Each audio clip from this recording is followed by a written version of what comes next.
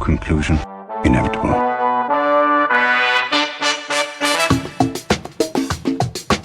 It was a jump to conclusions, Matt. My conclusion was that this idea was not a practical deterrent. My only conclusion can be that it was a Sith Lord. In conclusion. Hello there, folks! Welcome back to In Conclusion, the only movie podcast starring Rizzo the Rat as himself. I'm Dan O'Keefe, and joining me as always is Anna Otto. How are you, Anna? I like Rizzo. However, I'm going to start this podcast off strong with an opinion. Okay. I love Sam the Eagle. That's the American way. That's it. I love him. How about you, Dan? He's not my favorite Muppet. That's Miss Piggy. Uh-huh. But, I just had to ask. What's your favorite Muppet, Dan? Who's your favorite Muppet? It's probably Kermit's son or nephew. I forget whatever his name is. His nephew, yeah. Kermit? I don't know what it is. Kermit? I'll look it up. Kermit's Frog nephew. Boy? Why do I feel like it's Roger? Robin. Robin. I was going to say it's Roger. It's Robin. It's either Robin or it's Bert and or Ernie. Yes. When I was little, my mom used to sing me a song that Kermit and Robin sang as a duet on a album. And sometimes when I'm sad, I sing it to myself. She knows what I'm talking about. She's probably sobbing at the mere mention of that. So, anyway. Also here with us, the man you can blame for the content of this episode, it's Alex Langosh. How are you, Alex? I'm great. You can always blame me for your weird picks and content. Who's your favorite Muppet? Alex. I'm going to go with the very not picked Sweetums. Is that Wait, who's Sweetums? No, I'm thinking of somebody else. Sweetums is the big furry monster guy.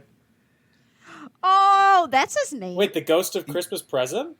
No. Animal? He's like got a big pink nose. No. Oh, is he from Phenomena? Like, was he one of those? I'm really not up to date on my Muppet I'll lore. find a picture for you. On your Muppet lore? I'm not sure. No, Are they in Spider-Man?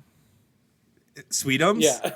Yeah, he's one of the silhouettes that you see. Okay. Yeah. I'm getting you a picture right now, Dan. You'll know as soon as you see. I'm sending it that in the one. Facebook chat. Yeah. He Yeah. looks like HR Puff and stuff. Or like Where the Wild Things Are. Yeah. Yeah. He does not get very much representation, and it makes me sad. He's a good one. That's an obscure pick. Good job, Alex. Thank you. So what we're talking about today, this is going to be a little different of an episode. A little wacky, because for the first time in Conclusion history, in the year 2000, we are now talking about 3 films. Well, film is doing a lot of work in that sentence. A lot of works of art. 3 pieces of media.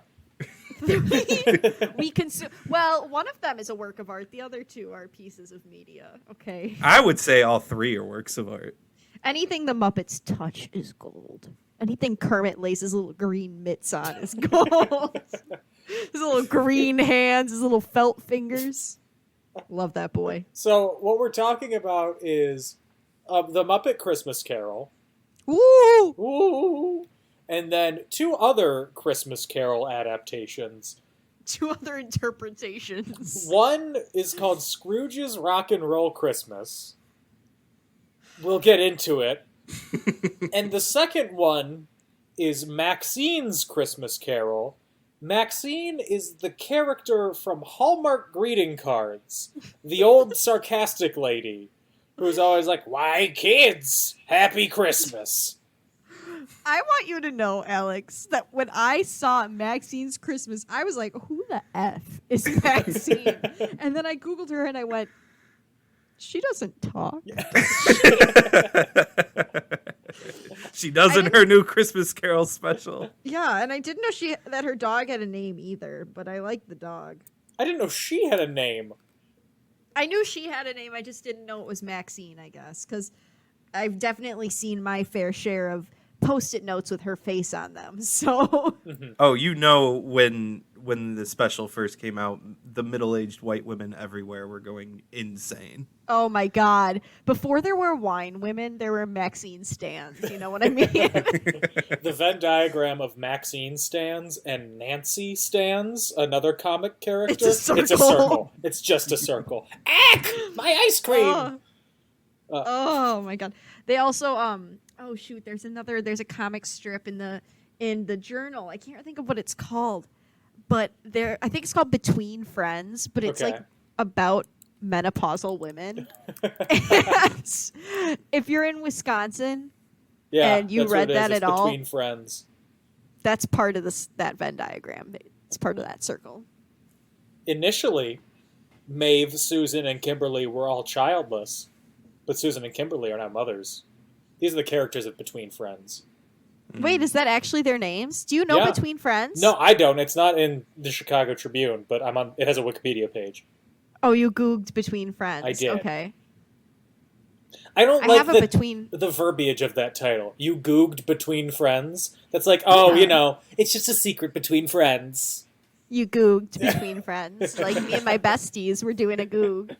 So I have a Between Friends comic somewhere on my table. I can see it from here. It's about accidentally microwaving something that's wrapped in foil. Okay, anyway, sorry. speaking of accidentally microwaving something wrapped in foil, what we're going to be doing is comparing and contrasting these over. I have a list of 7 categories that Jesus. We're going to walk through these films. Hey, our normal episodes are like an hour and a half long. We need to hit that hour and a half mark, otherwise we don't get our ad revenue, Anna. You know how much money we make from this We podcast? don't run ads, Dan. So? Was it $5 a year? And 4 of the categories were created by Alex when he Good first job, Alex. watched these. I'm going to ask you about your process in a little course. bit. And then I added The on artistic process. 3 more categories that fit the vibe. So, Alex, you're Yes. you're the man. If I ever have a Christmas Carol related content question, you're the man that I would come to. Why? That's my why. Why? So me and my roommate Anthony Zuko, shout out to him for taking this journey with me. God bless him. We have this nasty habit of doing really stupid things and watching really stupid things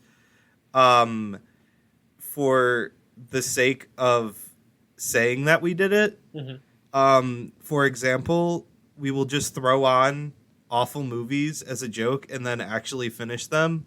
The most recent example being Fat Albert. Oh, Hey, gosh. hey, am I right? The Keenan Thompson one? Yeah, Oh, it felt boy. bad for him. Iconic. They made him do a lot of physical activity in that movie in what I assume was probably a very hot fat suit. Mm-hmm. Yeah. And so one night last year, we decided to watch Muppets Christmas Carol and the animated Jim Carrey Christmas Carol that's scary. What? And then Oh, we were, wait. I know what one you're talking about. Never yeah, mind. the Sorry. Disney one.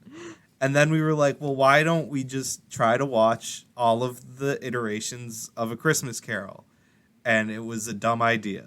And we ended up watching, in a span of 2 months, 40 different versions of A Christmas Carol. That's iconic, though. Yikes. Iconic. I feel like I don't even need to read the book anymore. No, I feel like you're going to, if you ever do read the book, you'll be like, this is disappointing.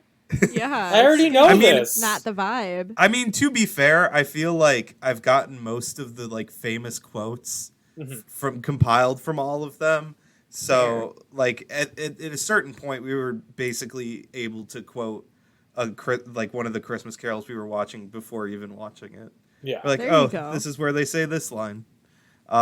Is it insane? Yes. Did we have fun? Not really, Oh, no. but we did it. Before we get into it, I'm going to give the details for each movie. So, for The Muppet Christmas Carol, released on December 11th, 1992, starring Michael Caine, Michael Caine. Oh! Ooh, The You Muppets, didn't say... That's it. A guy named Raymond Coulthard. Coulthard. I don't know. I feel like Michael Caine was the only famous person in that besides Kermit the Frog and Miss Piggy. Yeah. You know? Right. What? Gonzo? Fozzie? Yeah, sorry. Gonzo, Fozzie, Sam Eagle. Rizzo, Beaker, and Oh. Yeah, you're right. Okay, there were a few more. Swedish Chef was there for like a second. Was he? Oh, yeah, he was. Yeah. It was directed by there. Brian Henson, Jim Henson's son, and dedicated to Jim Henson. It's the first Muppet movie released after the death of Jim Henson. And then there was a second death when they got rid of the Kermit voice actor recently. They did? They replaced him? Have you not heard? Have you not heard the new Kermit? Well, I have. He was on The Masked Singer, and something felt weird. But... Yeah, he is. They found the only person who can't do a Kermit impression. So that's... I don't know. I'm still unemployed by them, so it sounds fake. Kermit? That's my Miss Piggy. So, and he sounds just like a guy. He doesn't sound like a frog, just a man. It's me, Kermit. It's me, Kermit. And the reason why they replaced the guy who had been doing the Kermit voice for like 20-something odd years is because Brian Henson is a jackass, and they basically kicked him out. Well, because before that, wasn't it Jim Henson doing the voice? It was Jim Henson, and then he picked, I forget his name, but he picked the guy who was doing the Kermit voice for the last 20-odd years. Like, he handpicked him. Steve Whitmire. That's and then so sad. The guy who does Kermit now, he does a bunch of other voices for the Muppets, which are fine, they're good. He just can't do a good Kermit. Yeah, now it's Matt Vogel, who... Yeah. That name sounds familiar. He's the full-time Big Bird performer. Oh, okay, which also was Jim Henson back in the day. Fun fact. I thought it was Carol Spinney. Oh, I lied. Cut that out. No. Cut that out. No. I don't want to be embarrassed. Please, Dan, I beg of you. But with a budget of $12 million, it made $27 million at the box office. Really? Only $12 million? Yeah. Dang. Only $12 million. I mean, it's like a pretty big production. Yeah, it's like a full soundstage set that they built with everything. Plus, with like every single like Muppet that they had to make for that, like there's not a ton of like recognizable ones that they probably already had. Like they had to make a bunch of different ones too. Mm-hmm. There's so many like random Muppets in there for real. Like, first of all, can I just say the ones that looked like humans were creepy. Okay, we'll get to that. But the Ghost of Christmas Past. She was nightmare fuel. She looked like the thing from The Ring. Oh, I was gonna say the things from the Dark Crystal or whatever. That would make sense. That's also Jim Henson. Yeah, no, I know, but that's why I said it. They just took one of the rejected ones and put a white sheet over it. Oh god, it looks like a nightmare baby. Speaking of Nightmare Baby, the next one is Scrooge's Rock and Roll Christmas, released on December 23rd, 1984. So I blame Ronald Reagan for this. I have something to say to you, Alex, about this. Yes. I fast-forwarded through most of the performances. I'm sorry, I couldn't do it. Oh, don't worry, I couldn't do it. Look, the best, most of the comedy comes from I'm assuming drunk Jack Elam, just talking about nonsense. Yeah, and I think I saw a reflection of myself in this one because of how often they referred to performers as gorgeous. I was like, because he'd be like, "Oh, she sure is pretty," or the girl, I don't remember what her name was. She'd be like, her name is the girl. There, she has no name. The girl. She's credited as the girl. Yeah. Perfect. Is she really? Yeah. Oh, perfect. Then she'd be like, "Yeah, 3 Dog Night. They're hot," and I'd be like, "Well, they kind of all looked like my dad, so I'm feeling a little uneasy." There was a lot of mustache action in There was so much mustache action. I want to run down the whole cast of Scrooge's Rock and Roll Christmas and the characters that they are credited as. Please do. So starring Jack Elam as Scrooge, in quotes. There's no way. Yeah. He was just a grumpy man. Lee They literally pulled him off the street, gave him a bottle of booze, and then were like, just stand here in this like old-timey outfit while some lady talks about music you've never heard of. Yeah. Your lines are literally on the podium. You don't even have to move. That's not true. He did vigorously shake that orb. He did. Oh, He okay. went hard. It was like a one shake vigorous shake. No. Lee Benton as the girl, and then everyone else is just credited as Magic Snow Globe singer. And they are The Association, Bridget, Bobby Goldsboro. I would like to take a pause here. Who on the production do you think was Bridget's dad? Oh, the director. Full stop.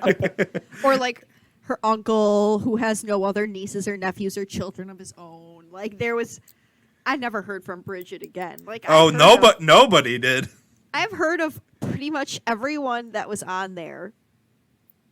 Bridget? I was like, who the fuck? Bridget does not have a Wikipedia page. Yeah, Bridget does not exist. Yeah. Poor Bridget. She's probably like off living her life as an accountant or something somewhere. Like I was a singer once. They threw Bridget in a tree for some reason. Yes. She was randomly in a tree. Yeah, in the middle of a chopped down, like burnt out tree stump, sitting and singing wistfully. And that was the one that Scrooge was like, she sure is pretty. And I was like, oh, this feels weird. You know whoever Bridget knew on the cast put that line in just for her. They're holding up a cue card that says, she sure is pretty. It's like, Jack, you won't get your money if you don't say this line. Literally, we're taking away your bottle of booze until you utter this line. Also starring Mary McGregor as Magic Snow Globe singer, Paul Revere and the Raiders, Marilee Rush, Three Dog Night, Dean Torrance, and last but least, Mike Love of the Beach Boys.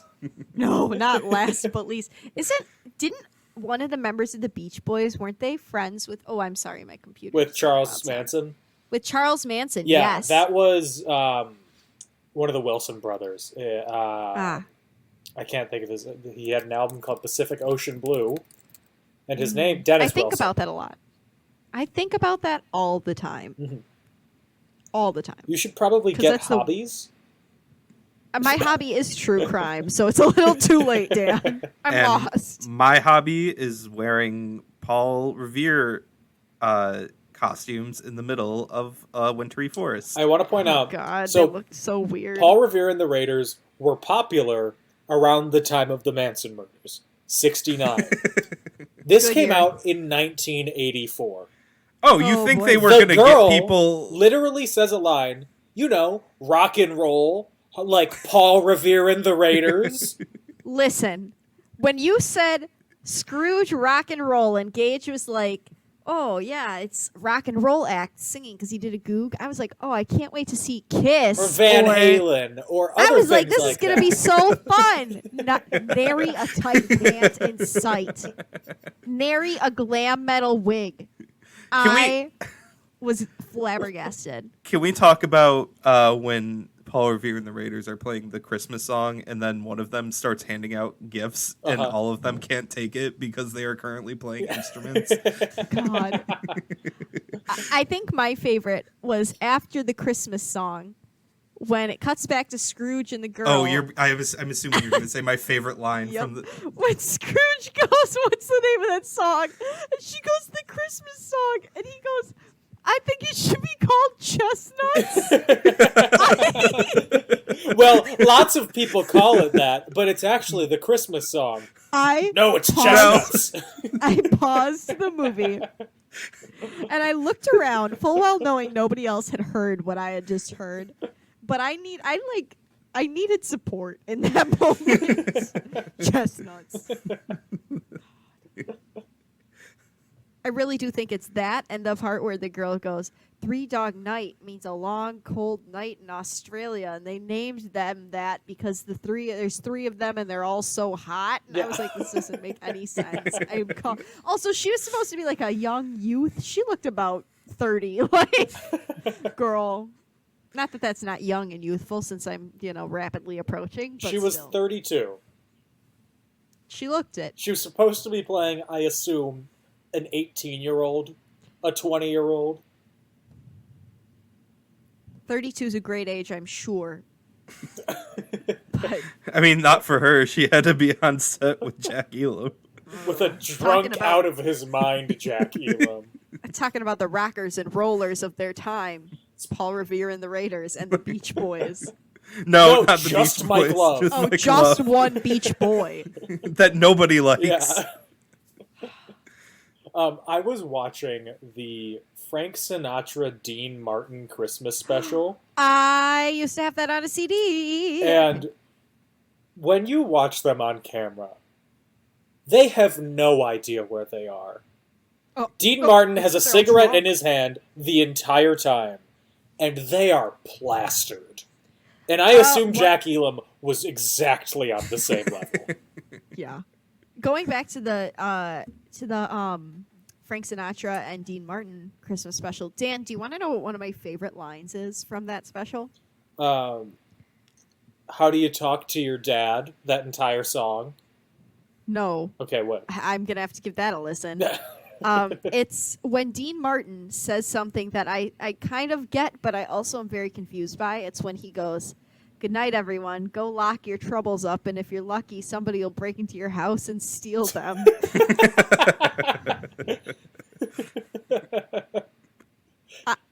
I need to start saying. I love that.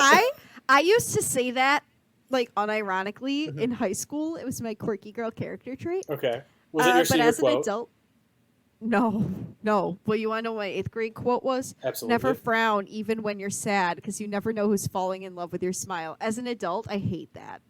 Throw it out.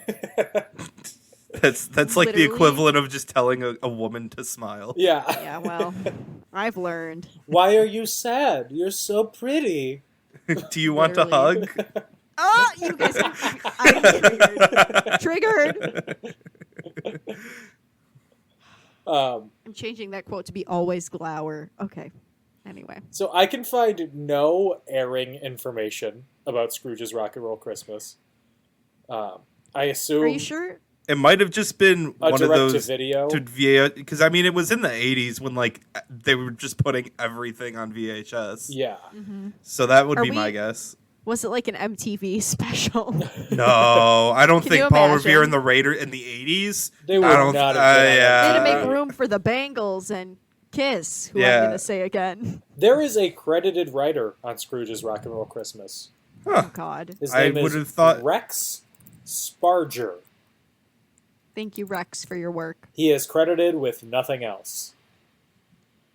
What is his Maybe That's that because- was Bridget's parents. Rex Sparger was the off-brand whiskey that they gave Jack Elam. Maybe that's Bridget's dad, you know? Maybe that's the one. And I can't find. There's no Rotten Tomatoes rating for this, obviously, but there is Shocking. there is one Art. IMDb user review from 2006. Of course. Classic. OMG, worst Christmas special ever. I just caught this abomination on a local public TV station, which Classic. obviously Where it got belongs. it very cheap. It looks like someone's community college senior video project. The video quality is poor, the lighting is bad. Yeah. The great Jack Elam and Blonde Girl are awful acting-wise. That blonde girl. She was really giving him nothing, though. It's not on Jack. Yeah.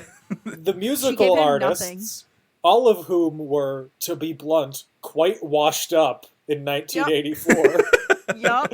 all lip sync very badly. And Bobby Goldsboro appears to be wearing Tony Orlando's old hair. I have no God. recollection of even being aware of this thing in 84, and I'd be astounded if this ever actually aired on a network or even in syndication.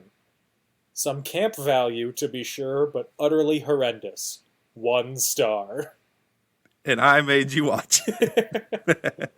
I Wow. even looked it up before watching it. I read that review before I started it, and it still didn't meet my low expectations.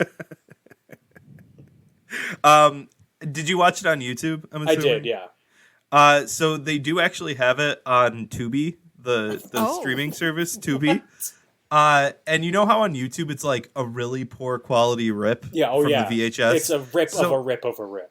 Yeah, so we assume that like, oh, maybe the Tubi will be like the straight like file or whatever it is, like a better quality version. Nope, same thing. Exactly the same. Exactly, literally the one on YouTube is what it is on Tubi. Just an awful VHS rip. Oh gosh. Oh my god. It was something, that's for sure. So I really do think the majority of our time will be spent talking about that one. yeah. I mean, I would say it's like a very good portrait of that time period, but I really can't say that because all of these bands have been washed up by that point. It's a portrait of It's a portrait of sadness. Of Mike Love's 1984. I guess. I have no idea Everyone's- how much input he had on the creation of it, but I blame him. All of it. I often forgot that this was released in 1984 due to the washed upness and mustachioedness of the men in this. Can we also talk about how terrifying the snowmen were in that one? I think everything about this was terrifying, if I'm being honest with you. I mean, yeah, but the snowmen, they made their faces look like they were going through extreme pain. God. I don't want to think about it. But I have You're to. welcome. But it's You're welcome, fault. you guys. It's So- like a B movie for concerts. And the last movie, film, TV special, half-hour tape 30 that someone minute found at the long. bottom of a Goodwill pile. Truly. Is- the bottom of a Walmart $5 barrel. If you spent $5 on this, you deserve a refund of $8. Maxine's Christmas Carol. Originally aired on September 12th, 2000. September 12th? Oh no! Good thing 2000. Not a year later. Oh my god. Yeah, I mean, there September were some 12th. jokes. I mean, there were some jokes that also didn't age well. Oh my god, no. There was the taxi driver? Also, the Mel Gibson being hot joke. Yeah. Oh god, yeah, I heard her say that and I think I audibly gasped. Starring Tress MacNeille, who is a actual regular voice actress. I recognized that voice. She is the voice of Somebody on Futurama. Dot on Animaniacs, Okay. Daisy Duck for Disney. On Futurama, she's multiple characters. There it is. She is Mom, the Oh yeah, evil old lady woman. that's literally like the The same, same voice, exactly Yeah. the same. She is also Wilma Flintstone in The Flintstones and WWE Stone Age SmackDown. Oh, Of course. damn, that sounds right up your Are you alley. kidding me? It absolutely is. So she's like a very well-known voice actress, and I Yeah. don't know who else is in this because the one YouTube rip of it cuts off before any sort of credits would roll. It just stops. Absolutely. Just how I like it. Don't credit anyone. It's produced by Hallmark because I assumed it probably aired on Hallmark. it says then. it aired on PBS. What? Oh. I have a question. Okay. Now, we know she's a Hallmark character. Yes. You could arguably say that, like, the Peanuts are technically a Hallmark character, You too. bite your tongue. I'm saying it. Did she have, like, any other TV shows or shorts like the Peanuts do? Or is this just a standalone for Miss Maxine? From what I can find, this is the only piece of media created for Maxine. Maybe this was supposed to be like a pilot for a Maxine show. I do actually have another piece of Maxine media. Oh. Is it a Halloween piece? She No, feels like a it Halloween is- character. It is a stage production of Maxine's Christmas Carol. Send that shit No. this way immediately so I can I produce don't it. I don't have I don't have a recording of it, but if you can guess what city it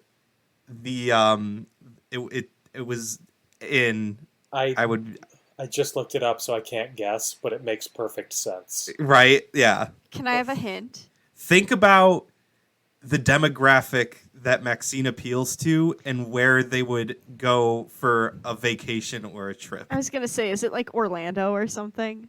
No. Lower. Lower. Lower? Miami.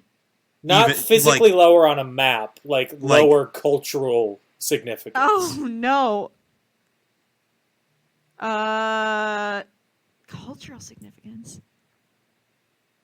What region? Just give me a hint. I'm bad at these. Mid. The region is mid. Not Milwaukee. No, even lower than that. Should we tell her, Dan? Just tell me. I'm not going to get it. Branson, Missouri. Where was it performed? In nursing home? Like, I forget what theater it was. It was named after, I think, like some sort of guy. Oh, was it the Andy Williams Moon River Theater? I think it was. Yeah, of course. The theater in Branson. oh my freaking lord. Dan, you would have been front and center for this. Right with all the other old... All the other biddies. Yeah. The people of my time. Yeah, of course. Dan would be front and center. There is a Wall Street Journal article from 1997 that says, a grumpy old lady becomes a huge hit for Hallmark cards. But classic. She's still around. But I can't read it because I'm not a Wall Street Journal subscriber. That's but I want to know if they bullshit. talk Get them on the about phone. her media empire expanding in this or not. Her media empire. Variety article, October 25th, 2000. ICM, International Creative Management, will rep Hallmark's Maxine. Hallmark has retained ICM to create films, television, radio, legit productions, and even internet entertainment around the opinionated codger. Oh Okay. my god. All right, Anna, I have another question Yes. for you, another thing for you to guess. Oh no. Okay. Okay, so we all know Maxine's Christmas Carol, the original, came out in 2000. Good year. When did the stage play debut? I'm gonna highball it and say 2013. No. Higher or lower? Higher. Shut up. 2020. Lower. Okay. I shouldn't have guessed that there were no theater productions. Sad year. Oh, it's Branson, Missouri. There were definitely theater Oh productions. yeah, you're right. You're right. You're right. They weren't closed. Let's go with 2015. One more. 2016. 2016, 16 years after Jesus the original, Christ. there was a revitalization in the Maxine fandom. Somebody was like, what show? Maxine fandom. Somebody's like, what show could we bring to Branson, Missouri? And somebody's grandma kicked down the door and said, boy, do I have a script for you. I will say watching the promo material for it is very interesting. Oh, I cannot even imagine. Do you think it's just like, did they illegally pirate the script? Oh, they definitely had somebody watching it and just typing it all down.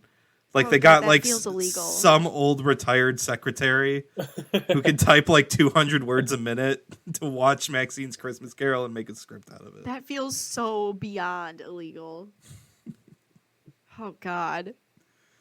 Another question. Do you think Maxine would be anti-vax? Yes. Well, I don't know.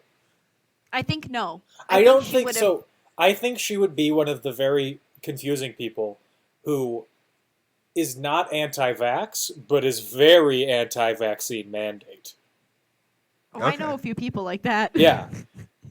Like, she'll get Like- 9 doses, but Oh, she yeah. doesn't Like, want she's anyone like- telling her to get They'll be Yeah, giving okay, her the yeah. vaccine, and she'll be like, "Don't tell me what to do." it. Like I'm not I'm doing bringing this my because card. like I know it's good for me, but don't tell me to do it. Yes. She'd be like lining up to go do something, and they'd ask to see her card, and she'd get mad and leave. Yeah, even though I mean, she she- has 9 doses. I Yeah, mean- and it's good to go in. The way she puts down frozen burritos on a stick Something tells me she ain't living to 2020. My God, I was screeching. The second ingredient is stick. I was yelling. That was funny. There were some really good moments in this, I will not lie. There were some moments that actually had me laughing, and there were some moments that had me shook in how poorly it aged. Mm-hmm. You think they kept that Mel Gibson line in the 2020 or 2016 production? No, they probably changed it to like George Clooney or something. Okay, that's for the best. That's for the best. I mean, who knows? I don't know. It's Branson. I think they like George Clooney and Branson, Missouri. That's true. Kind of maybe like that's true. I'm trying to think of like Dean Caine. Yeah. My dumbass was about to say Toby Keith, like Kirk Cameron. It could be Kirk Cameron, actually. Tucker Carlson. So those are the three that we're talking about today, everyone. Oh boy! There are no reviews of Maxine's Christmas Carol. I'm sorry. We're about to do it. There are some on to review it. There are some on Letterboxd, but those are all not from 2006 or before. There is a interview with Maxine. In character. You mean the actress? No, the character of Maxine from the Kansas City Star. Of course. 2001. Kansas is out of control. Wait, what time what time in 2001? Does it say the actual date? June 6th. Okay, we're safe. I know. Oh no. In Kansas, Missouri seems to really love Maxine. That's all I'm saying. Maxine, marking her 15th anniversary, is busting out. She has a year-old fan club, nearly 10,000 members strong, a just-released book, and now a Hollywood agent. There's talk of a Christmas TV special, and she'd like to... Okay, wait a second. Wait, what? Wait, this came out June 6th, 2001. According to IMDb, Maxine's Christmas Carol... September 12th, 2000. How could there be talk of a TV Christmas special if it had already come out a year before? Well, then it must have dropped on September 12th, 2001. Oh, gosh. No wonder the ratings must have been poor. The person in charge of publishing the tapes like, I've been asleep for 36 hours. What happened? Why is nobody buying our Maxine tapes? It's like when Jared Leto came back from his desert trip and was like, what do you mean there's a pandemic? What's coronavirus? Because he was in the desert for like months and months and months and hadn't been looking at social media at all. Yeah. Do you think the Maxine fan club is still going? I think it's growing. I think it is. I mean, the Hallmark stands, you know? Yeah. There's got to be... They had Maxine windbreakers. Wait, I want one. You can find them on eBay. There are Maxine windbreakers from the Maxine official club. I want that. I think the Maxine fan club is disbanded, though you can still buy Maxine stuff. Oh, perfect. An extra large Maxine windbreaker. Does it have anything on the back or does it? Oh, it does. Okay, good. Does it say we need 3? We got to cop these. It says it's only $15. It says Gripers unite. We have nothing to lose but our tempers. Iconic. Maxine. It has Maxine holding a mug that says "I love my attitude problem." Oh my God, she's serving. I want that. I kind of want it too. I kind of want a Maxine windbreaker. Can you imagine? For $15. The two of you could be stepping out together looking great. I'd rolling have to fly up out to a club in Beverly Hills wearing our Maxine windbreakers. Dan, I will buy one if you buy one. We just talk in the We have to go out somewhere very nice wearing those windbreakers. I will buy one also, and then I'm going to fly out to California just so the 3 of us can step out. Our significant others are going to have to walk 10 steps behind us because they're not cool enough to be near us. Sorry, everyone. Also, these jackets, they look like the John Candy's jacket from Home Alone. They're bright yellow. Bright yellow. They're taxi cab yellow. Nothing wrong about that. I mean, does have a taxi cab like checkerboard on the front. Yeah. I mean, she's serving. What can we say? Am I gonna just like buy a bunch of Maxine things? Is there only one? Can we buy? Oh my two? God! There's Maxine ornaments. You can He's get on his way to becoming the Maxine stan. I'm restarting the Maxine fan club. Why don't you buy the Hallmark ceramic talking Krabby Maxine figure? Funny sayings, 8 inches tall. Works. Oh, good. Oh, It might Jesus get here by Christ. Christmas.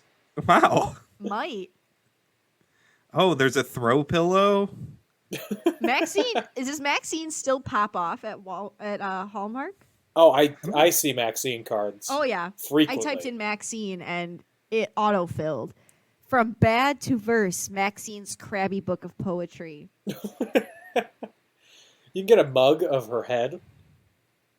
That's nice. Oh, Maxine. Although if you look up Maxine on eBay, you get a lot of bathing suits. Oh, that might be like, I don't know if you knew this or not. Stop me if you did. But sometimes with women's clothing, they name it like after girls. Like, not to be TMI or anything, but like when I go bra shopping, I have to be like, I'm a Haley. Like, it's so stupid. Yes, I'm looking for your jeans in a Sarah size 12, like whatever. Yeah, but it's I'd weird like- when I walk into the store and I'm looking for Sarah. Where's Sarah? Give me Sarah. Yeah. Give me a blouse in size Ethel, please. Literally, it's so stupid. Like, another reason you guys walk in and you give your actual measurements and it's the same, and I walk in I and I'm will like, not well, at this tell store- anyone my measurements. I walk in and find them and pick them in shame. Well, still, it's not like you have to walk in and be like, at this store I'm a Claire, but at the next store over I'm a Haley. Like, it's not. Oh no. Yeah. I just found a Maxine hula dancer figure with coconut bra. Oh, And on the bottom it say, "May your coconuts never hang lower than your grass skirt." amen. Thank you, Maxine. Also, salt and pepper shakers, obviously. Plushes, a nutcracker. Wow. I want a plush of her dog, please. They had those too, don't worry. He's so cute. Hallmark feisty in the fridge motion activated ceramic collectible. No, I'm calling the police. That's too much. Well, now that we've gotten significantly off track. Someone wait, hold on, last Okay. thing. Someone is listing a lot to Hallmark. It's a strike bowling gorilla and Maxine Santa. You guys, do you know where the Hallmark headquarters is? Kansas City, Missouri. So obviously, the whole state of Missouri is in cahoots with Hallmark and Ms. Maxine herself. I honestly think they should just take the back of the windbreaker and make that their new flag. I flag think of that if Missouri. we walked down there, Yeah. I think if we went to the Hallmark headquarters, it would just be a bunch of people cosplaying as Maxine. Like, I'm pretty sure. Do you want... Oh my god. Somebody is selling a Maxine fan club certificate on eBay. That's Oh. pretty cool. Signed by someone. I assume Is the it the person guy who made it. created it? It's a guy who created Yeah. it. So, His name's John, I think it said. in case that... John Wagner. Yeah, that's the one. Bids are starting at $20. Wow. I might have to roll on over. I looked up the Hallmark headquarters, and it's actually really cute. In case you were curious. Do they have like slides and stuff like Google? No, it's not that cute, but it's just like a nice office. That's it. Cute. Well, there's like cards and stuff. I don't know. It's across They're- the they street have- from the World War II Memorial. World They- War they I have- Memorial. They have a 3.2 Google rating. The headquarters. Someone gave him 5 stars. We love your programming, but you music is just a little bit too loud. Blocks out the voices in your movies. Can you tune down the music? Get that right to the editor. Right to the video editor. My coworker is leaving comments on my videos. That's exactly what they sound like. Hallmark is a stain on Kansas City. Oh my god. Okay, let's get into the movies themselves. Yes. So the 7 categories that we're going to be comparing these and picking one of that is the best of each. The We best have of the worst. Scrooginess, which Scrooge is the most Scrooge. Would it change us? Would our experience with these ghosts turn us into a lover of life, someone who gifts a turkey and pays off a mortgage? Presumed faithfulness to the original Dickens text. General enjoyability. Spookiest ghost. Oh, full stop. It's the Muppets. Full stop. Of all the music, least Christmassy song of all of them. And then lastly, which one would Jonathan Taylor Thomas fit the best into of all Absolutely, of Maxine. Say less. Oh, yeah. Let's dive right in, because Yeah. I've already got hot takes. Before we start, I just want to put it out there.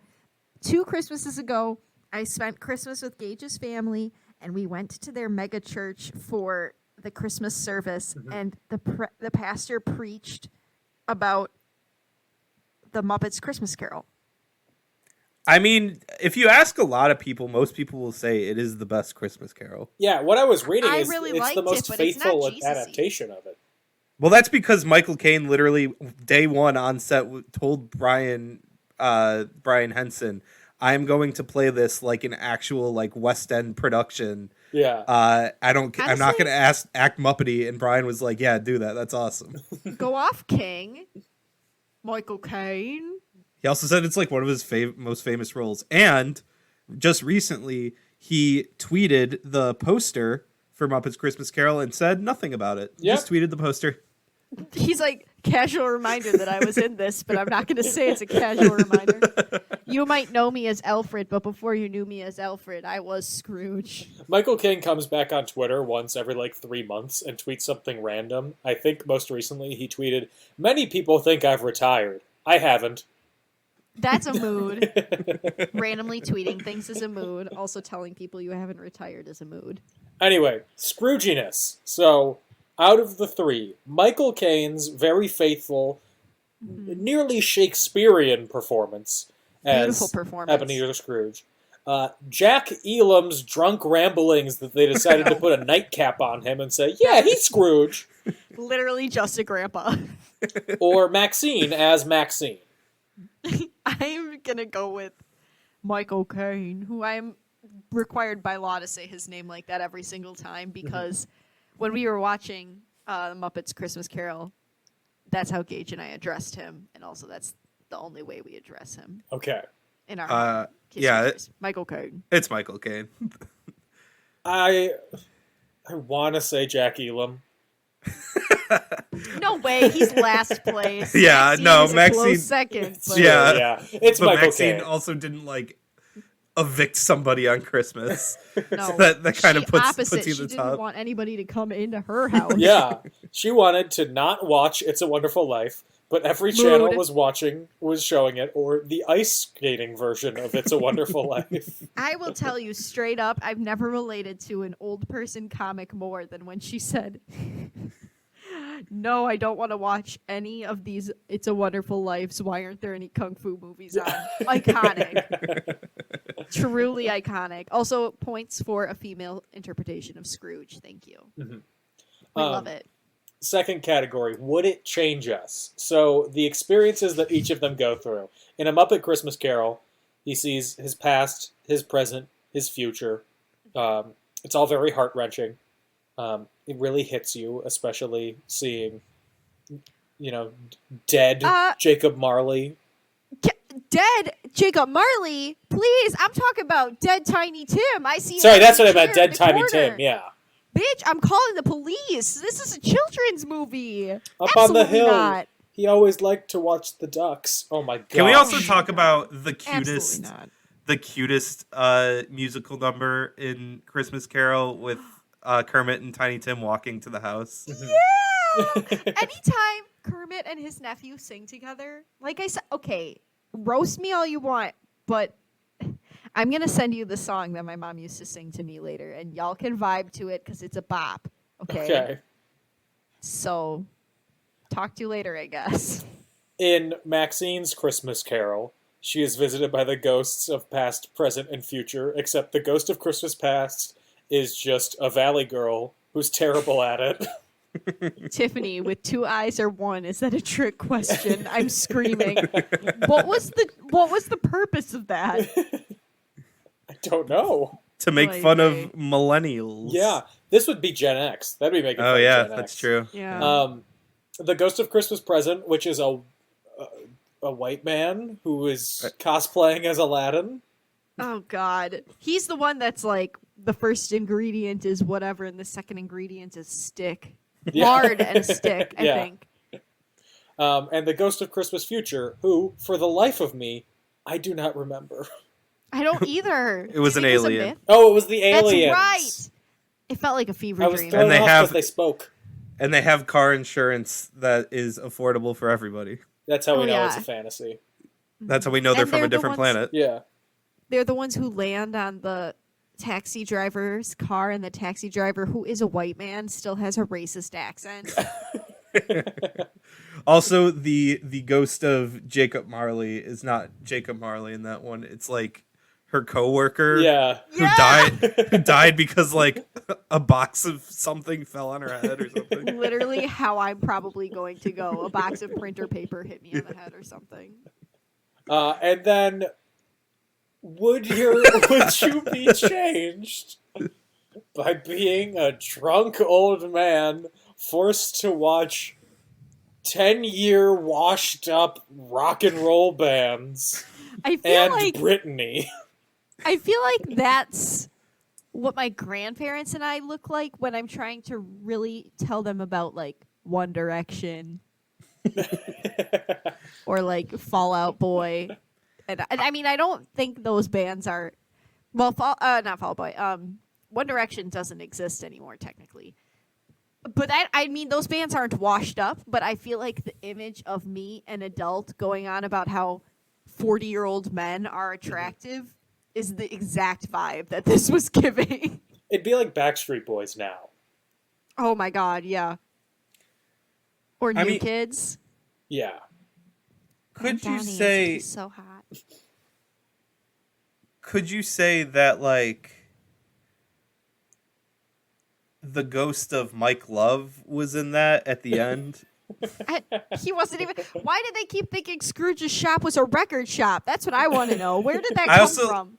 I also like how Mike Love is like, oh, I am here to go to the record shop to deliver a Christmas tree. Like, are you just going to record shops to deliver them Christmas trees? Also, record shops don't seem festive enough. Why is Scrooge from the 1790s? And everyone else is from the 80s. Traveled? I think so. Yeah, no, there's definitely time travel. I know Paul Revere. He was that horseman. Yeah. Right? Yeah. Yeah, it was time travel.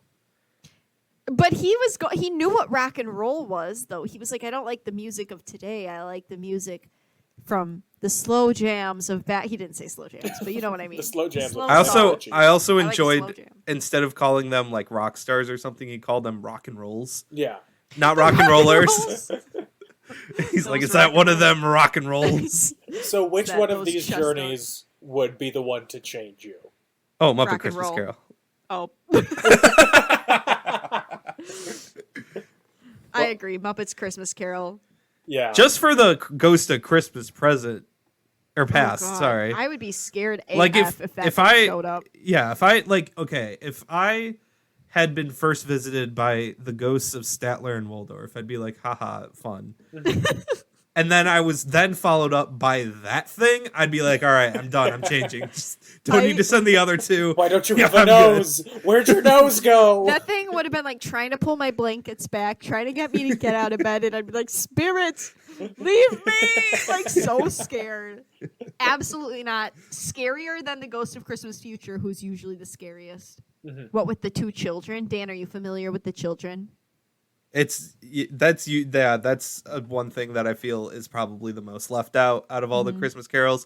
Although they do have it in the animated Jim Carrey one, and it's frightening. Do they really? Oh God, that's the scariest part of the whole show. What are the two? Do you know what I'm talking about? No. Want and Let me look it up. Want and Jerry. So, yep.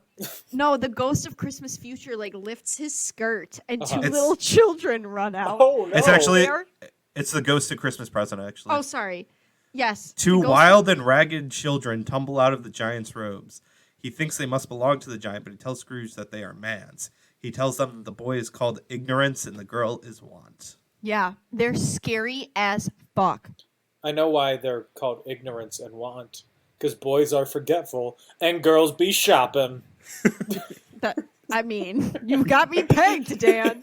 But I'm forgetful and I love shopping. And so I shopping. guess And I'm be just both. shopping. I do be shopping. I don't They're remember scary. where that's from, but I was listening to a podcast, and just out of like the punchline to one of this guy's joke was just "bitches be shopping." Oh, That's it. I mean, yes, I do be shopping. Correct. Don't we all in this capitalist society? Merry Christmas. Go to shop.wearecreativeland.com if you would like any In Conclusion merch, including mugs. Or Wow. flip-flops with Dan's face on them. There have been multiple orders of those flip-flops. I There have love been that. I 3. should get some. Dan, you should follow Maxine's path and make a mug that's just your head with I should. A Yeah. I ceramic drink out of it, molded Dan. version of my head. with an opening for hot beverages or cold. I'd drink out of it, Dan. I don't like this. Stop it. So right now, Muppet Christmas Carol is in the lead with 2. Something Yeah. tells me that's not going to change very much. It's the only good one. It's fine. Presumed Faithfulness. That one's easy. Well, Muppet Christmas just- Carol of the time, set in what is around Dickens' time. The only thing that's really messed up is Jacob Marley is 2 people. Because and of he doesn't Statler have and want Waldorf. and ignorance. Yeah, but watch honestly, but they literally have direct quotes from the book. Yeah. yeah. Throw Maxine, want and ignorance out. Maxine's Also Christmas has- Carol follows past, present, future. Mentions No Mel want and Gibson, ignorance. which is a direct quote from the original text. Yes. And I'd call it chestnuts is also a quote from Oh, Yeah. And Scrooge's Rock and Roll Christmas. there's no ghosts. There's not even 3. It's like 27. It's literally just a young person trying to teach an old person about technology and the music of today. I mean it did jump on the pondering the orb meme It did, like yeah. 30 years before. God. So which got one? want What's and most ignorance right faithful there. then? I need the votes to Maxine, tally obviously. I mean definitely well, I mean if we're being serious Muppets. It also Yeah. cuz I mean it even has the best line from A Christmas Carol which and Tiny Tim who did not die. it up. Yeah. Honestly, should have killed him off. No, he doesn't die in the actual thing, I don't think. No, that's kind of the And the- point. Yeah. But because does Scrooge any- was good on his word Oh yeah, and more. that's right. Because isn't one of the direct quotes when he flings open the windows and is like, "You there, boy? What day What is day it?" is it? What day is it? And then they're like, It's "It's today. Christmas." It's Christmas." I And like then to he's think. like, "They did it all in one night. Of course they Yeah. can. They're spirits." I like to think that the Terminator is a postscript of an alternate version of A Christmas Carol, because whenever Oh, in the original God. one, when Michael Biehn he's Kyle Reese and he's sent back in time, the first thing he says to someone is, "What day is it? What year?" And I think that's where the timeline splits. You're right. And it's You there, he boy, was what day is it? Scrooge, yeah. So yes, I agree. I That agree. makes sense. That's sound. Sound reason. I do think I'm pretty sure like the most accurate one we've seen is the Jim Carrey one. That I makes sense. want to watch that, but I'm scared. Or want and ignorance in that one, you said, yes? Yeah, and they're really scary, and also like because like the whole thing with the Ghost of Christmas Present is he is like continually aging throughout the whole thing, and they like really make him like decrepit and like Oh. age. It's kind of funny because in the Muppets one, they do that, but it's like he's young and then all of a sudden he has gray hair. That Yeah. Gage was literally like, what happened to him? In the Muppet one, he's basically Hagrid. Yeah, And then he Hagrid is. with He's like gray a hair. ginger Hagrid. Yeah. He has a fun little ditty that he sings. I saw a stage production of A Christmas Carol when I was... Was it at the Rep? No, it was in Chicago. Oh, never mind. I was like 5 or 6. And in the beginning, 10 minutes in, when the ghost of Jacob Marley shows up, they had it where he walked down the aisle to Absolutely walk on the not. stage, and he you could hear the chains clinking, and he was in like white and gray grease paint. I ran out of the theater. Yeah, Dan, absolutely, I support you because I would have ran out too as an adult. Yeah. Because nothing terrifies me more than actors in the audience. I don't care if I'm the actor. It's scary because I have to look at someone. If I'm in the audience, I just don't want a stranger touching me. I don't want to be a part of it. It freaks me out. Oh my God, absolutely not. Well, they were walking down nothing the I would hate aisle, more. not actually in between the rows. Oh, so it I wasn't wasn't like touching cats them. where they climb No. on the chairs. But related I don't story, care. I was in a show in college, and one of my things was I would be in the... I would run from the back of the house to the stage, pick someone up, and then run out the back of the house again. What show? Pericles. I was a pirate. Oh, I saw that. Yeah. I recall. And I would yell super loudly, "Ahoy!" Run down, pick her up, run out. My grandma was sitting right where I would go in and yell. She didn't see me walk back there. I yelled. I saw her from the corner of my eye jump in her seat and go, "Oh!" And then she smacked me with her playbill. That's iconic. When we did Shrek, at the scene where Fiona and Farquaad are supposed to be getting married, Gage was Shrek, I was Fiona. And the night when Jordan, my friend, I don't know if you know Jordan, Alex, but she is my best friend. I was on stage and Gage had to run in from the back of the house yelling, "Stop the wedding!" And Jordan said it scared the shit out of her. Because it wasn't even that big of a theater. And Gage was yelling at the top of his fucking lungs. He's in there. I know he's thinking about it. I know he's laughing to himself. Ha ha ha. It was terrifying. He was sweaty and crusty too. Anyway. I was supposed to see a Tony award-winning Christmas Carol iteration in L.A. with Bradley Whitford as Scrooge, but then it got canceled because of COVID. RIP. Disappointing. Yeah. Oh, one last thing about Jacob Marley that I was going to mention before. Dan, I'm right there with you, but not quite. The first performance of A Christmas Carol that I ever saw, I also ran out of the theater because when Jacob Marley came on stage, a bunch of people surrounded the corner that he entered from and were reaching and trying to pull him back to the fucking gates of hell. Oh, that's terrifying. Oh. And they were all dressed in ghosts and chains and moaning and groaning. And he was like, "Scrooge, change your ways. You'll be visited by 3 spirits." And they were like, "Ah!" And I ran, bitch. And I ran. Flock of seagulls ran out of there. So why weren't they in Scrooge's Rock and Roll Christmas? I mean, they probably fit in. When Yeah. when fuck They were in the 80s. Yeah, But they weren't rock and roll. They were new wave. that's They true. were- Completely different. the hair, I guess. I'm going to skip general enjoyability and have that as the last one because that seems like a that's good for the wrap-up best. question.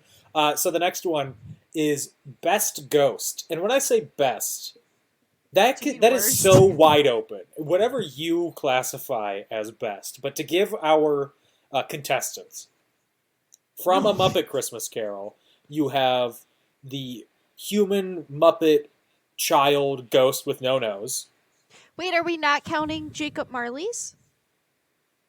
I guess we Statler can and count Waldorf? Jacob. Well, Statler? they'll be a side category just for Jacob Marley's because I don't think of them as the Christmas ghosts. Okay, that's fair. So we'll do the ghosts and then we'll do Jacob Marley's. So you have the scary human Muppet hybrid.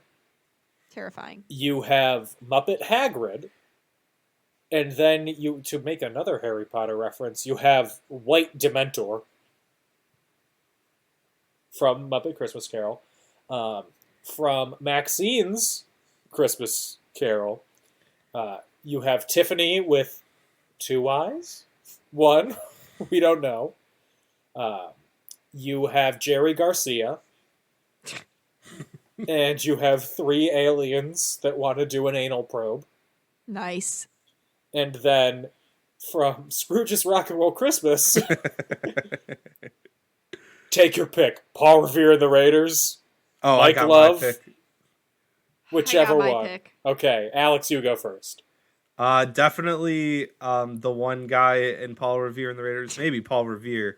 I don't know, who I mentioned earlier, who was trying to give presents to all of the All people who were playing the instruments, and then Iconic. and they just couldn't pick it up because they were playing instruments. He's my favorite ghost. Anna? I'm rating my ghosts off of how much they made me want to scream. So I'm gonna give it to the child ghost hybrid thing that spoke like this in the Muppets Christmas Carol. She was terrifying and will haunt my dreams forever. It looks like we're not going to have a winner because I'm picking someone who ended up being a ghost in real life. Brittany. Who is she? What happened to her? Oh my lord. We know nothing.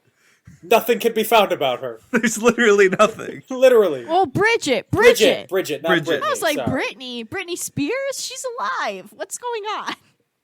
Bridget, yeah. And it's weird, too, because they're like... She's the next hot pop star. Well, know. Scrooge is like, is that rock and roll? And then the girl is like, no, but she's a rock and roll singer. And I was like, oh, maybe she's like the lead singer of a band or something? No. Right? Nothing. I have no idea. And they introduced her on this poopy thing with all these washed up celebrities. I don't know. Poor Bridget. She was doomed from the start. I mean, they did put her in a tree. They put her in like the worst place. They could have at least given her the lamb that one of the other singers was I holding. loved the lamb. I didn't understand its purpose, but it was cute. It was I'll cute. give you that much. Okay, so side question. Best Jacob Marley. Statler and Waldorf, office manager who had paper fall on her head, and the girl? I don't know. Mike Statler Love? and Waldorf. Mike Love? I will choose Statler and Waldorf. Yeah, I'm I going to do go Statler too. and Waldorf. Yeah. Plus, they have a really fun song. Yeah, Yes. and they're just fun in general. Least Christmassy song. So you have all There the were Muppet no Christmas songs. Carol songs, which aren't really Christmas songs, but they fit with the plot.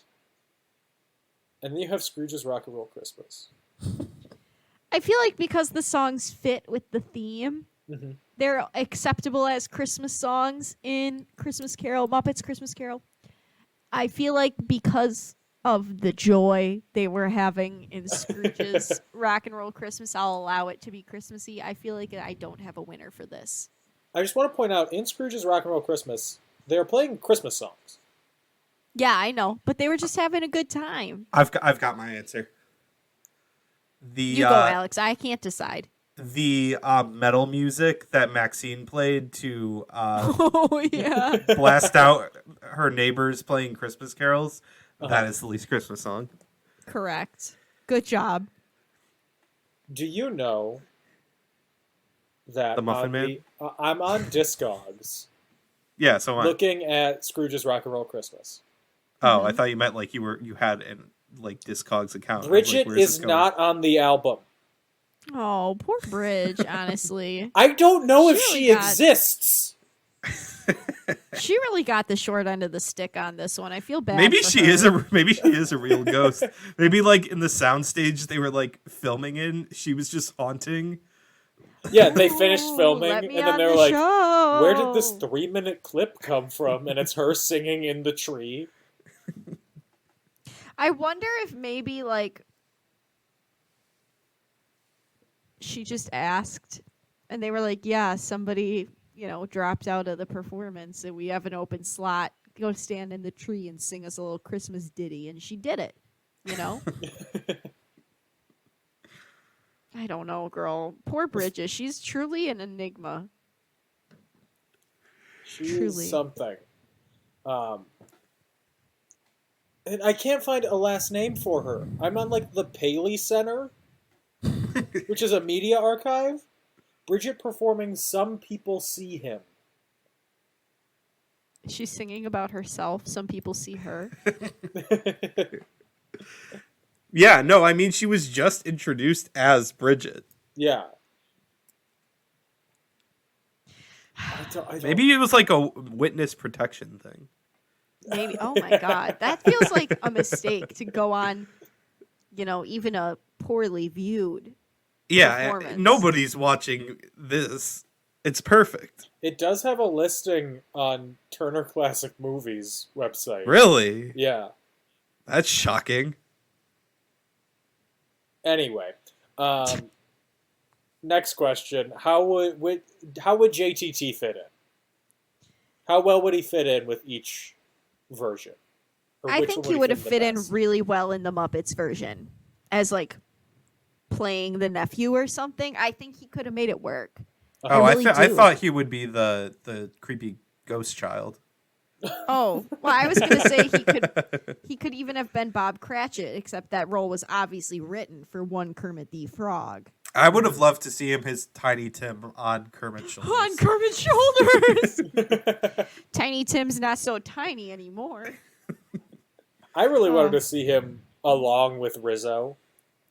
The interplay between him and Rizzo the Rat. That Instead would of work really Gonzo? well. Instead of Gonzo, yeah. Or like, he could have been the school teacher instead of Sam Eagle, but I love Sam Eagle. Mm-hmm. That's just a personal preference. I just really love Sam Eagle. I think the best role for him would have been the kid in Maxine's Christmas Carol. Oh my god. I was thinking that too, right? Billy or Him as whatever his name is. including him as the angry grown-up version. Oh god. Someone ruined Christmas for me Which, a like, long can we- time ago. Can we talk wanna know- about this? Yeah.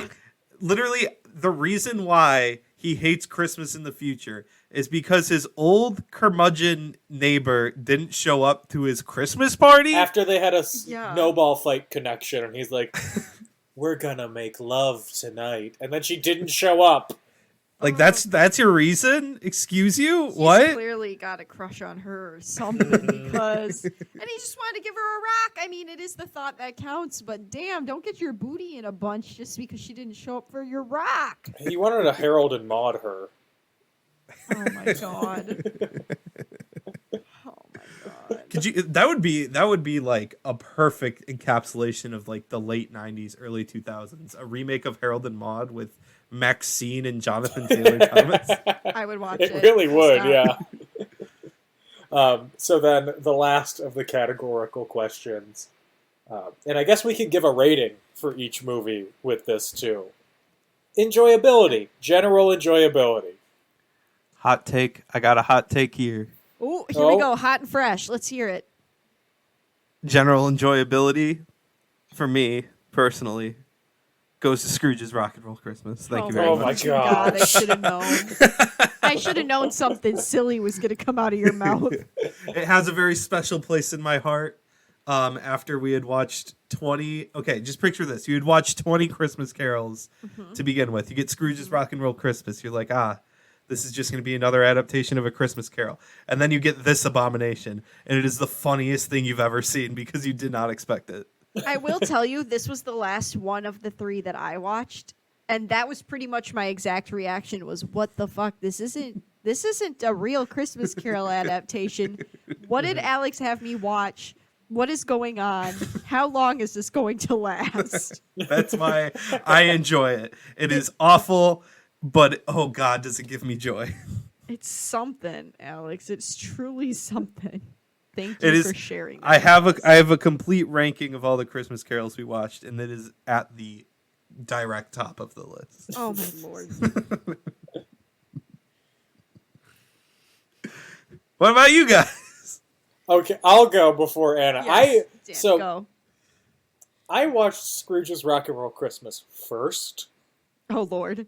so it set me up just at the bottom of a trench.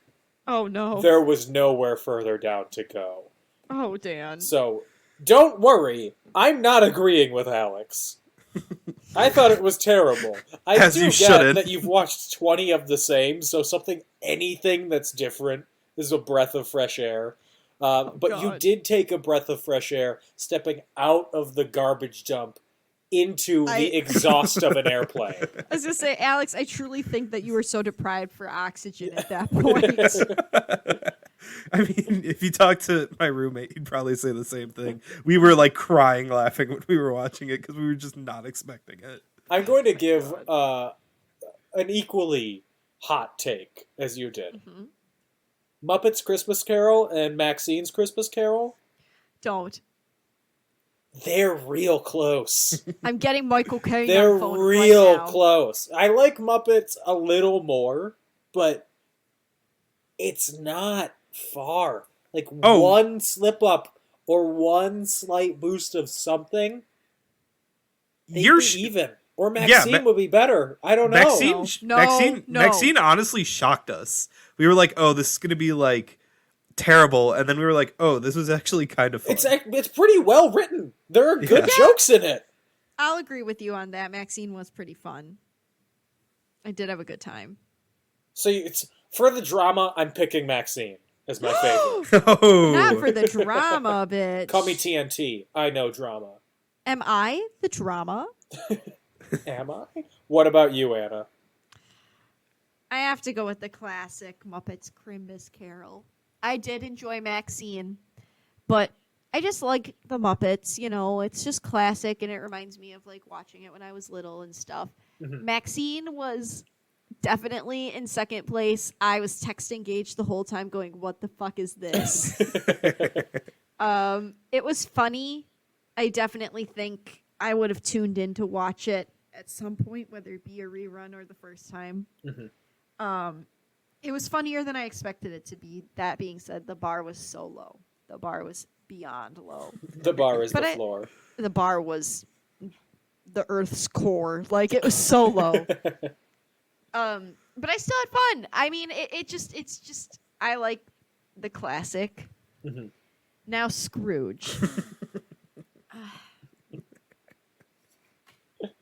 I'm so There were glad parts of you guys keep having me on the show so I can force you to watch dumb stuff. Alex, my patience is thin. I got my COVID booster yesterday. And so some of the time I was watching this and I was like, do I have a fever? Is this a fever dream? Nope, unfortunately, I was completely coherent and it was just that weird. Mm-hmm. The costumes. Alex, it makes so much sense that you were saying that, like, because I didn't even put two and two together that a lot of these artists I had known, but I had known because they were popular in the 70s or 60s, because it didn't feel like it took place in the 80s. It felt like it took place in the 70s. Yeah. Mm-hmm. And Absolutely. it just, it wasn't, for the 80s, it didn't feel 80s modern. You know what I mean? It didn't feel appropriate for the period. I'm grading this as though it's an actual movie. I'm joking with myself. It just, and also don't call it a Christmas Carol if there's no fucking Christmas Carol to it except for an old curmudgeon. It's just like a. I mean, they technically didn't call it a Christmas Carol. They just called it Scrooge's Rock and Roll Christmas. Okay, fine. I guess they could have called it like Scrooge's. Yeah, I guess that fits. Mm-hmm. But even Scrooge, why wasn't it just like a rock and roll Christmas? It could have just been a grumpy old man, loosely based on Scrooge. Yeah, Doesn't call him have like to have his Scrudge. Yup. Ew. A rock and roll Christmas with Scrudge. Scrooge. It's me, Scrooge. How long do you think Jack Elam lived after filming that? 5 minutes. Yeah, I honestly lived until 2003. Oh, good for him. No. He was only like 60 something, like early 60s. Never mind. Scrooge's Jeez. Rock and Roll I thought you were going to Christmas. say he was only in his early 60s when he died, and I was like, No, he was in his early 20s or early 80s. He was in his early 20s when he Early died? 20s. He was So he's Benjamin Button? he's in his early 20s. Oh, no. He was in his early 80s when he died. Okay. Well, I bet that was a low point for his career. There was also a point in Scrooge's Rock and Roll Christmas that I was kind of lolling over because I think it was him saying something to the effect of like, boys can't be hot. And I was like, oh boy.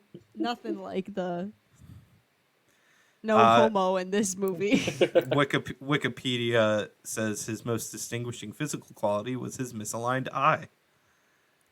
What the fuck? I guess he has a misaligned he eye. always looked like, not cross-eyed, but the opposite of cross-eyed. Uncross-eyed. Wide-eyed. I don't know. I'll look it up. Bushy-tailed. I don't know. Yes. So They call it bushy tail syndrome. this is a requirement. I think we've all decided that the Muppet Christmas Carol wins of these three. But Michael that's like Caine saying, would be proud to hear. I would also like to say, looking at Jack Elam's TV filmography, he was in an episode of Home Improvement. I saw that. As who? When? In 1992 as Hick Peterson in the episode Birds of a Feather Flock to Taylor. Classic. Anyway, I need ratings. Seriously typing. I need ratings for all three of them. Out of five Bob Cratchits. I give Scrooge's Rock and Roll Christmas 5 out of 5 Bob Cratchits. Muppets Christmas Carol 4 out of 5 Bob Cratchits. Maxine's 3.5 out of 5 Bob Cratchits. Anna, what about you? I give 5 out of 5 Bob Cratchits to Michael Caine and the Muppets because it's classic and wonderful. Mm-hmm. I give 3. Oh crap! What was the rating? I almost said Michael Caine's. Is it Bob Cratchits? Bob Cratchits. Thank you. 3 Bob Cratchits to Maxine, and I give 1 Bob Cratchit Scrooge's Rock and Roll Christmas. I give 1 Bob Cratchit to Scrooge's Rock and Roll Christmas. I give 3 Bob Cratchits to Maxine. And I also give 3 Bob Cratchits to the Muppets. Too low. No, you gave 3 to the Muppets? I'm calling the police. That's not the vibe. I'm not a Muppet guy. They're I don't have this connection that everybody else seems to have with them. They're fun. They're cute. I like them. Got me fucked but up. like, that's it. Dan, even the vegetables don't like Scrooge. May I interrupt for a moment with a home improvement fact? Please. Sure. There was an episode of Last Podcast on the Left that they were covering. They were talking about Joseph Mengele. Oh, Nazi okay, doctor. yeah. And they're like, I said this that like I'm his episode- best friend. I'm absolutely not, but I know who you're talking about. They went, this episode is so dark, so whenever we hit an incredibly depressing moment, we are going to intersperse it with a home improvement fact. Yes, I remember that, and it was the best day of my life. So that's what you just reminded me of. But yes, please, Good. we've hit our Mangala moment, so hit us with a home improvement fact. Okay, Ernest Borgnine Yep. was in that same episode of Home Improvement. Wow, they really pulled out all the Were stuff. they like hecklers in the crowd or something? I don't remember. It's been a while, but we all know Ernest Borgnine. He was also the voice of Mermaid Man. He was. He only died Correct. recently, like in the last couple of years. Tim Conway, actually. Ernest Borgnine died before he did. Tim Conway was Barnacle Boy. He died. No, I'm sorry. Did I say Barnacle Boy? I meant Mermaid Man. Mermaid Man is Ernest Borgnine, and then Barnacle Boy is Tim Conway. Tim Conway died nearer to now. Yeah. Ernest Borgnine died in 2012. Yeah. Anyway, hit you with my home improvement fact. I love home improvement. I fucking love home improvement. Well, Was that the fact? Was that just Ernest Borgnine was in it? Yeah, that was it. That was the whole fact. Okay, cool. Hope you were good with that, everyone. Yeah, no, that's fine. I just thought there was going to be more, but sure. Yeah, okay. No, sorry, friends. Sorry to disappoint. with that home improvement fact. It felt important. Mermaid Man. And other things I'm sure he's more well known for, but Mermaid Man is the most important to me. Captain Carruthers in All Dogs Go to Heaven 2. Oh, yeah. There is an I All don't Dogs know. Christmas Carol I would like to point out. Oh, Jesus Christ. If you would like to Alex. support In Conclusion, you can do so on Patreon at patreon.com/InConclusion, or follow us on Facebook and Twitter at In Conclusion, on Instagram at In Conclusion Podcast. Mm-hmm. We're going to be back next week, maybe? In 2 weeks? I don't know. We might take a Christmas break. We didn't talk about this beforehand. Let me know, Dan. I'll be around. But thank you, Alex, for this. Thank you for You're being thanking on me? again. Alex. Yes. It's required in our contract. We have to thank you. Otherwise, we have to watch nice of Scrooge's you. Rock and Roll Christmas again. That's fine by me. You did give me something to do in my free time, which is find Bridget. Oh my God, yeah. Keep us updated, Dan. Oh, I will. Don't worry. I'm going for it. Dan, Man. we should all just pitch in for a private investigator to figure out where she is. Just hold up a picture I'm of her. telling you, she's Find probably her. got a very normal life. Like, she's probably Probably. like, Probably, but I want to Like like grandma. interview her. I want to like know like why. I want to know like the backstage secrets about this whole thing. I want to know the filming of this. I want to interview her and the girl. Bridget, why were you in a tree? Bridget. She's like, it's all behind me now. I'm very glad that someone uploaded the VHS rip. I would not be able to live with myself if this became a piece of lost media. Someone also uploaded it to Overdrive, which is like the library checkout. Like how libraries have things that you can check out, so you can check it out and stream Love it. that energy. Alex, where can they find you? The internet. Just look up my name.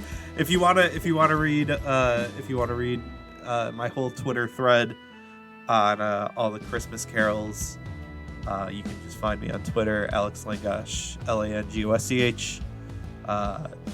Scroll to my media, scroll down a little bit, and you'll see a thread of 40 different Christmas Carol posters, and you can just read through all that. Great. Cool. all my thoughts on all of them. Anna, where can they find you? You can find me on Instagram at AutomusPrime818, or you can find me on Twitter at AutobotsRollout, capital O for Auto, capital B for Bots, capital R for Roll, and the O and Roll, and the O and L are 0. Thank you. You're welcome. Merry Christmas, everyone! This Merry goes Chrysler. up. Christmas Eve is the next day, so Merry Christmas. Hope nothing bad happens to you. Hope it's all good. That felt Don't- really ominous. Hope nothing bad happens. I hope your tidings are filled with comfort and joy. And I hope you don't get drunk enough to see Mike Love. Oh, God. Oh, in the meantime, everybody, stay safe, have fun, get vaccinated. If you see Mike Love, run. Bye-bye! Bye.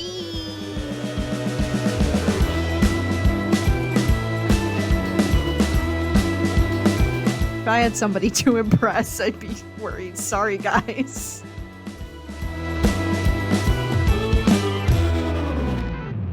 A Creative Land podcast.